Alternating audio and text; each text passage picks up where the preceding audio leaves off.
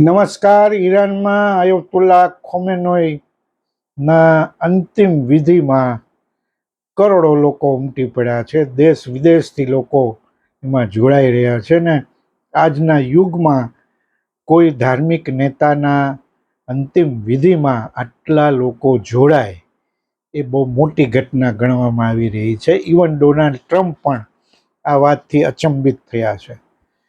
પણ આજે વાત કરવી છે ગાંધીજીની હત્યા બાદ એમની અંતિમ વિધિ જે રીતે થઈ અને લોકો જેમાં ઉલટભેર આવેલા એની વાત કરવી છે. આ કાર્યક્રમ તમને ગમે તો લાઈક કરો, સબસ્ક્રાઈબ કરો, ફોલો પણ કરજો. લુઈ ફિશર એટલે જેમણે અમેરિકન પત્રકાર બહુ જાણીતા અને એમણે the life of Mahatma Gandhi પુસ્તક લખેલું, એનો હિન્દી પણ અનુવાદ થયો અને ગુજરાતીમાં સોમભાઈ પટેલ અને મગનભાઈ નાયકે પણ એક એનો અનુવાદ કર્યો, ગાંધીજીની કહાણી. અને એમાં પહેલું જ ચેપ્ટર ગાંધીજીની હત્યાથી શરૂઆત થાય છે. ગાંધીજીની હત્યા કઈ રીતે થાય છે એ આપણે બધા જાણીએ છીએ. ગોડસે એ ગોળીબાર 3 ગોળી છોડી અને બાપુનો દેહ ત્યાં ઢળી પડ્યો, હે રામ કરતા કરતા. આ ઘટના બને છે ને આખો દેશ સ્તબ્ધ છે. જવાહરલાલ નહેરુ, સરદાર પટેલથી માંડી અનેક નેતાઓ ગાંધીજીના પાર્થિવ દેહ પાસે રીતસરના રડે છે. પછી એવું નક્કી થાય છે કે ભાઈ આમાં તો ઘણા માણસો બાકી રહી જશે તો આપણે એમની અંતિમ વિધિ પાછી ઠેલીએ. પણ એમના પુત્ર દેવદાસ અને પ્યારેલાલજીએ કીધું કે ના, એ આપણી હિન્દુ ધર્મની જે વિધિઓ છે એનાથી વિરુદ્ધ છે, એટલે આવતીકાલે સવારે આ વિધિ થશે. અને સવાર થતાં જ એમણે જે લુઈ ફિશરે આખું જે વર્ણન કર્યું છે સાહેબ, અદ્ભુત છે. તમને આમ હૃદયથી હચમચાવી નાખે એવું વર્ણન છે. મારે એ તમારી સાથે શેર કરવું છે.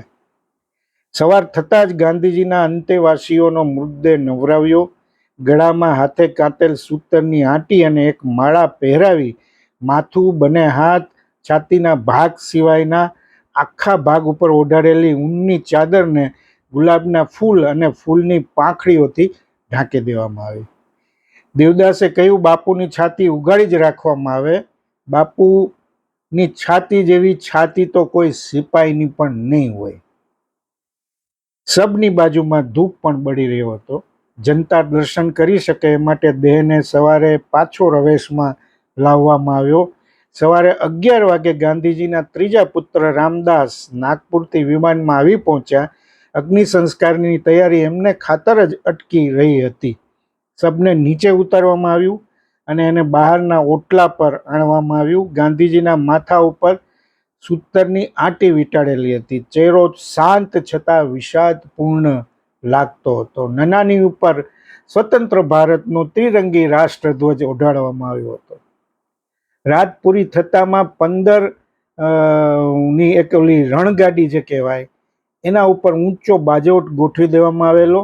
એના ઉપર નનામી રાખી હોય તો સબને બધા જોઈ શકે એ માટે આ વ્યવસ્થા ભારતની ખુશ્કી તરી હવાઈ એટલે કે ત્રણેય સેનાના જવાનો 4 મોટા દોરડા બાંધી અને ગાડીને ખેંચતા હતા. એક સાધારણ અમલદાર મોટરનું સુકાન સંભાળતો બેઠો હતો. જવાહરલાલ નહેરુ, વલ્લભભાઈ પટેલ, બીજા કેટલાય નેતાઓને ગાંધીજીના કેટલાક જુવાન અંતેવાસીઓએ વાહન પર બેઠા. નવી દિલ્હીના અલબુકર્ક રોડ ઉપર અફાટ ભીડમાંથી રસ્તો કરતી કરતી એક ઇંચ આગળ વધતી એ યાત્રા 5.5 માઇલનો પંથ કાપીને 4 ઉપર 20 મિનિટે જમુના કિનારે પહોંચે છે. 15 લાખ 20 લાખ જેટલા લોકોએ સ્મશાન યાત્રામાં ભાગ લીધો. બીજા 10 લાખ લોકોએ શબના દર્શન કર્યા. સ્મશાન યાત્રા બરાબર જોઈ શકાય એ માટે લોકો ઝાડ ઉપર ચડી ગયા હતા. મોટા મોટા ઝાડોની ડાળીઓ એમના ભારે નમી પડી હતી. એક મોટા તળાવની વચમાં મૂકેલી શહેનશાહ પંચમ જ્યોર્જની સફેદ પ્રતિમાની ઓસરી સેંકડો લોકોથી ઢંકાઈ ગઈ હતી. એ લોકો પાણીમાં રહીને ત્યાં પહોંચી ગયા હતા. હિન્દુઓ, મુસલમાન, પારસી, શીખ, ખ્રિસ્તીઓની મહાત્મા ગાંધીની જયની ગર્જના વારે વારે થયા કરતી હતી. વળી ક્યારેક ક્યારેક મેદનીમાંથી મંત્રોચ્ચાર કાને પડવા લાગતો હતો. 3 ડકોટા વિમાન સ્મશાન યાત્રામાં માર્ગ ઉપર ઉડી રહ્યા હતા. સલામી આપવા સારું એ વિમાનો નીચે ઝૂકીને આવતા હતા અને ગુલાબની પાંખડીઓનો વરસાદ વરસાવતા. 4000 લશ્કરી સિપાહીઓ, 1000 હવાઈ સૈનિકો, 1000 પોલીસના સિપાહીઓ અને તેમના પોતાના જાત જાતના પોશાકમાં સબવહિનીની પાછળ લશ્કરી ઢબે ચાલતા હતા. ગવર્નર જનરલ લોર્ડ માઉન્ટબેટનના અંગરક્ષક ટુકડીના લાલ અને સફેદ ઝંડીઓ ફરકાવતા ભાલાધારી સવારોનો અહીં ખાસ ઉલ્લેખ કરવો જોઈએ. વ્યવસ્થા રાખવાને માટે બખ્તર ગાડીઓ, પોલીસ અને સેના તૈયાર રાખવામાં આવી હતી. સ્મશાન યાત્રાના સંચાલક હતા મેજર જનરલ રોચ બુશર. તેઓ અંગ્રેજ હતા અને ભારત સરકારે પોતાની સેનાના પ્રથમ સેનાપતિ તરીકે એમની નિમણૂક કરી હતી. યમુનાના પવિત્ર પ્રવાહની ધારે એક સવારથી 10 લાખ જેટલા સ્ત્રી પુરુષો સબ સ્મશાન ભૂમિમાં આવી પહોંચે તેની રાહ જોતા બેઠા કે ઊભા હતા. સફેદ રંગ બધામાં આગળ તરી આવતો હતો. સ્ત્રીઓની સફેદ સાડીઓ, પુરુષોના સફેદ વસ્ત્રો અને ટોપીઓ. નદીથી 100 ફૂટ દૂર ઈંટ અને પથ્થરનો નવો ઓટલો બાંધી લેવામાં આવ્યો હતો અને ઓટલો 2 ફૂટ ઊંચો, 8 ફૂટ લાંબો અને 8 ફૂટ પહોળો હતો. એ ઉપર ધૂપ છાટેલી ચંદનકાશની ચિતા રચવામાં આવી હતી. ગાંધીજીના શબને ઉત્તર તરફ માથું અને દક્ષિણ તરફ પગ રહે એ રીતે ચિત્તામાં ચડાવવામાં આવ્યું.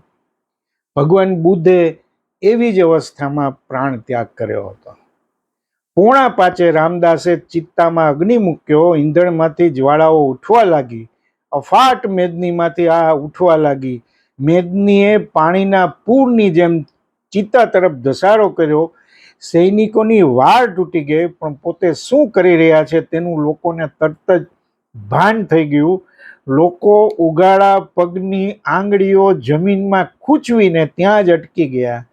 દુર્ઘટના થતી રહી ગઈ. ઈંધણ પૂરજોશમાં બળવા લાગ્યા. જ્વાલા વધતી ચાલી. જ્વાળાઓ ભયંકર અગ્નિરૂપ ધારણ કરતી ગઈ. સંપૂર્ણ શાંતિ ફેલાઈ ગઈ. ગાંધીજીનો દેહ ભસ્મીભૂત થતો ચાલ્યો. ચિત્તા 14 કલાક સુધી બળતી રહી. એ બધો વખત ભજનો અને ગીતાપાઠ ચાલુ રહ્યા. 27 કલાક પછી ચિત્તાના અંગારા તદ્દન ઠંડા પડી ગયા. ત્યારે પંડિતો, સરકારી અધિકારીઓ, મિત્રો અને સ્વજનોએ ચારે બાજુ મૂકી દીધેલા પહેરામાં થઈને ચિત્તાની આસપાસ બનાવી દીધેલા વાડામાં પ્રવેશ કર્યો. ત્યાં પ્રાર્થના કરી અને ચિત્તાની રાખ તથા ચિત્તામાંના અસ્થિઓ એકત્ર કર્યા. રાખને ખૂબ ભાવપૂર્વક ખાદીની થેલીઓમાં ભરી લીધી. રાખમાંથી એક ગોળી પણ નીકળી. અસ્થિઓ ઉપર જમનાનું પાણી છાંટીને તેમને તાંબાના પાત્રમાં રાખવામાં આવ્યા. રામદાસે પાત્રના ગળામાં ફૂલોની માળા પહેરાવી. એ પાત્રને ગુલાબની પાંખડીઓથી ભરેલી ટોપલીમાં મૂકીને બિરલા ભવનમાં લઈ જવામાં આવ્યું. ગાંધીજીના નિકટના મિત્રોએ ચિતા ભસ્મ આસ્કા લેખે માગી અને તે તેમને મળી. એકે તો ભસ્મના કણને વીંટીમાં ભરાવ્યા. ભસ્મ માટે 6 ખંડમાંથી માગણી આવી, પણ તેનો ગાંધીજીના અંતેવાસીઓ અને સ્વજનોએ અસ્વીકાર કર્યો. ગાંધીજીની થોડી ભસ્મ તિબેટ, લંકા અને મલાયા મોકલવામાં આવી, પરંતુ મોટા ભાગની ચિતા ભસ્મ હિન્દુ રિવાજ પ્રમાણે એમના મૃત્યુના બરાબર 14મે દિવસે ભારતભરની નદીઓમાં પધરાવવામાં આવી.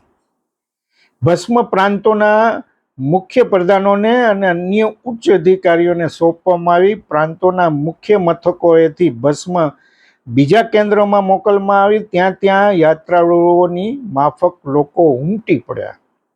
નદીઓમાં કે સમુદ્રમાં વિસર્જન કરતી વખતે પણ એવી જ માનવ મેદની ઉમટી.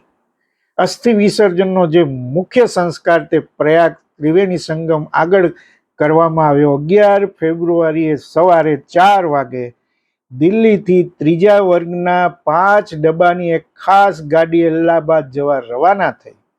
ગાંધીજી હંમેશા ત્રીજા વર્ગના ડબ્બામાં જ મુસાફરી કરતા હતા. ગાડીના વચલા ડબ્બામાં ભસ્મ અને અસ્થિઓનું પાત્ર રાખવામાં આવ્યું. એ ડબ્બો આખો ફૂલોથી ભરી દીધો. આભા, મનુ, પ્યારેલાલ, ડોક્ટર સુશીલા નૈયર, પ્રભાવતીબેન અને ગાંધીજીના બીજા અંતેવાસીઓએ પાત્રનું ધ્યાન રાખતા હતા. ગાડી રસ્તામાં 11 જગ્યાએ ઊભી રહી. દરેક જગ્યાએ લાખો નર નારીઓએ શ્રદ્ધાપૂર્વક એ ભસ્મને વંદન કર્યા, પ્રાર્થના કરી, ફૂલો ચડાવ્યા, હાર ચડાવ્યા. 12મી તારીખે પાત્રને નાની સી પાલખીમાં મૂકી પછી એક મોટર ટ્રક ઉપર ગોઠવીને શહેર અને આજુબાજુના ગામડાની 15 લાખની વસ્તીની વચમાં ફેરવવામાં આવ્યું. સફેદ વસ્ત્રો પહેરેલા નાર નારીઓ ભજન ગાતા ગાતા ટ્રકની આગળ ચાલતા હતા.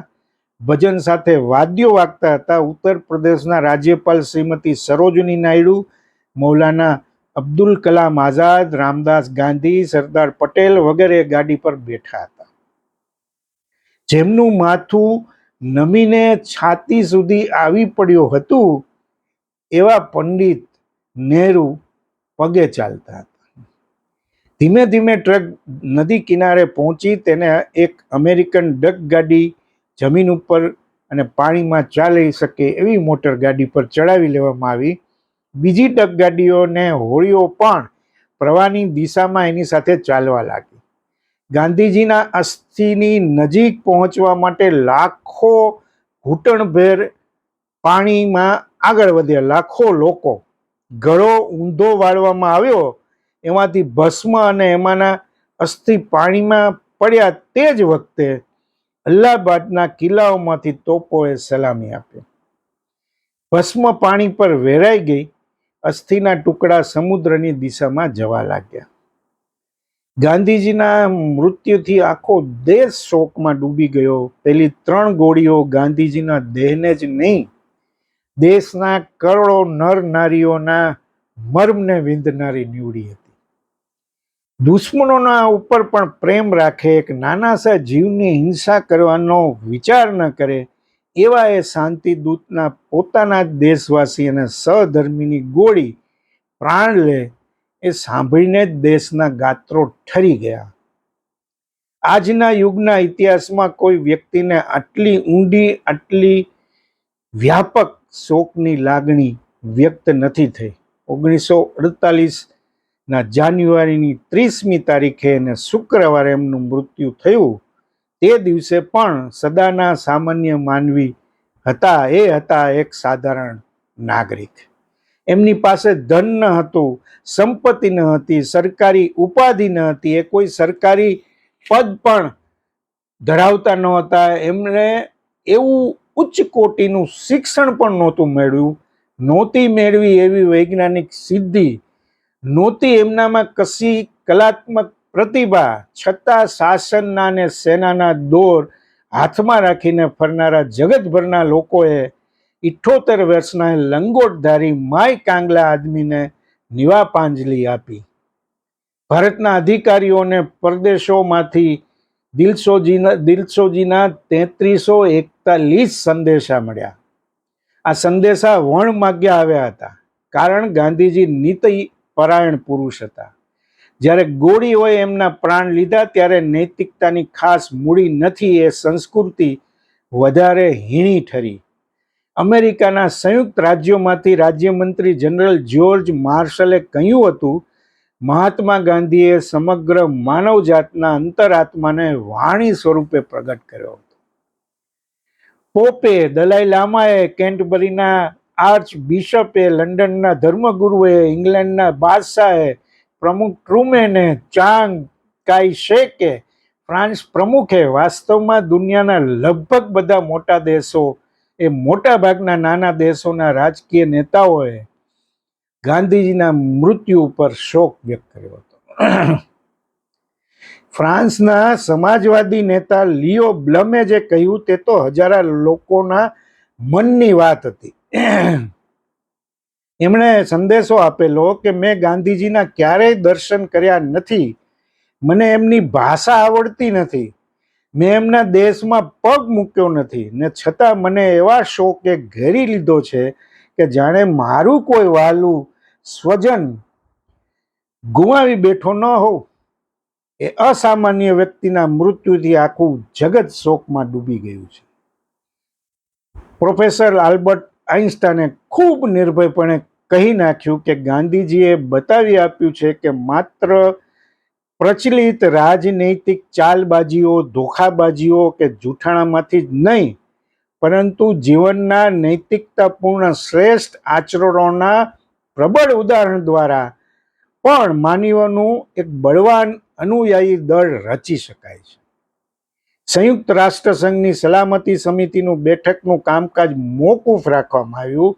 એના સભ્યોએ સદગતના આત્માને શ્રદ્ધાંજલિ આપી અને બ્રિટિશ પ્રતિનિધિ ફિલિપ નોએલ બેકરે નિવાપાંજલિ અર્પતા ગાંધીજીનો ગરીબ, તરછોડાયેલા, માર્ગ ભૂલેલા લોકોના ઉદ્ધારક તરીકે ઉલ્લેખ કર્યો. સલામતી સમિતિના બીજા સભ્યોએ પણ ભારોભાર એમની અહિંસા પરાયણતાના વખાણ કર્યા. સંયુક્ત રાષ્ટ્ર સંસ્થાએ પોતાનો ધ્વજ નમાવ્યો. માનવતાની પતાકા ગાંધીજી સામે ઝૂકી. ગાંધીજીના મૃત્યુથી આખું જગત શોકથી છવાઈ ગયું. એ જ એક મહત્વપૂર્ણ ઘટના હતી. એટલે વ્યાપક માનસનો ને જગત જે કંઈ ઝંખી રહ્યું છે તેનો પડઘો પાડ્યો. આલ્બર્ટ ડ્યુસે ન્યુયોર્કના એક પત્રમાં લખ્યું હતું કે જે જગત ઉપર ગાંધીજીના મૃત્યુની આવી ઘેરી અસર થઈ, એ જગત માટે હજી થોડી આશા બાંધી શકાય. જાણીતા અમેરિકન લેખિકા પર્લેસ બકે ગાંધીજીના મૃત્યુને ઈસુના વધ સમાન ગણાવ્યું. જપાનમાંના મિત્રો રાજ્યોના સરસેનાપતિ જનરલ ડગલાસ મેક આર્થરે કહ્યું, સંસ્કૃતિએ ટકી જ રહેવું હોય તો સૌ પ્રજાઓએ ગાંધીજીના જીવન સિદ્ધાંતને અપનાવવો જ રહ્યો. તકરારના મુદ્દાઓને તોડ લાવવા સામુદાયિક હિંસાત્મક બળનો પ્રયોગ મૂળે જ ખરાબ છે, પણ તે સાથે એમાં આત્મવિનાશના બીજ રહેલા છે. ન્યુયોર્કમાં 12 વર્ષની એક છોકરી નાસ્તા સારું રસોડામાં ગઈ હતી. રેડિયો ચાલી રહ્યો હતો ત્યારે એમાં ગાંધીજી ઉપર ગોળી ચાલ્યાના સમાચાર આવ્યા. એ છોકરી ઘરની નોકરબાઈ અને માળીએ મળીને રસોઈ ઘરમાં પ્રાર્થના શરૂ કરી. સાહેબ, એમની આંખમાંથી આંસુ વહ્યા. એ રીતે દુનિયાના કરોડો લોકોએ પોતાનું જ સ્વજન ગુમાવ્યું હોય એમ આંસુ સાર્યા. સર સ્ટેફર્ડ ક્રિપ્સે લખ્યું હતું, મને કોઈ યુગની, ખાસ કરીને ઇતિહાસની એવી બીજી કોઈ વ્યક્તિનો પરિચય નથી જેણે ભૌતિક વસ્તુઓ ઉપર આટલી શ્રદ્ધાથી આટલું આત્મબળ પ્રાપ્ત કરી બતાવ્યું હોય.